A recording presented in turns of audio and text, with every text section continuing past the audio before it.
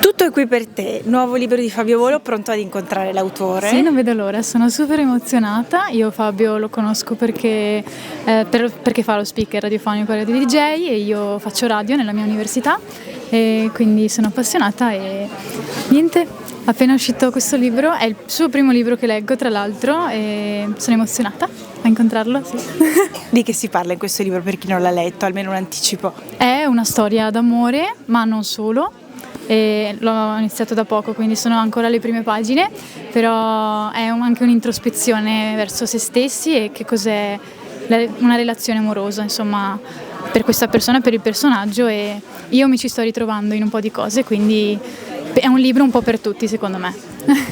Fabio Volo non piace solo alle donne. Piace anche ai maschietti, in effetti, perché bisogna assolutamente guardare anche il lato femminile di noi maschietti, per cui bisogna stare dietro quello che dice e i suoi libri lo esprimono bene.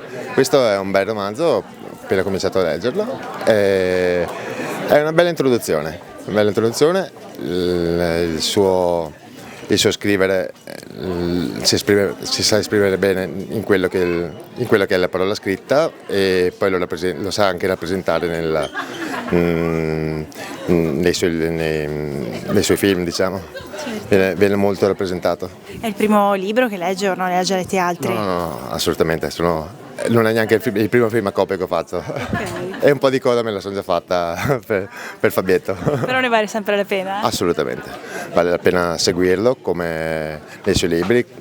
Io sono un fan della radio e lo seguo anche quotidianamente. Pronta per incontrare l'autore? Prontissima, sono venuta apposta da Vittorio Veneto, in realtà sì.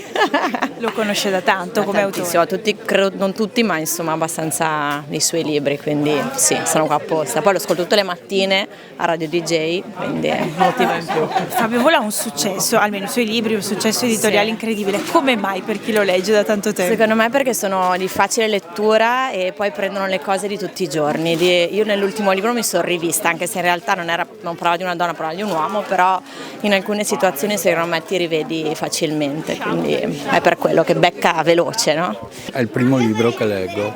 Ma lo ha già letto? No, devo ancora leggere perché è appena uscito. Cosa le piace, insomma, del suo modo di condurre, della sua persona? È un po' tutto, perché è una persona che porta tranquillità e non fa poche polemiche e non parla mai di disgrazie, che in un momento come questo ne abbiamo tanto bisogno. Il nuovo libro di Fabio Volo, ci si prende avanti con i regali? Assolutissimamente sì, 2 regali per due donne, spero sia apprezzato, insomma.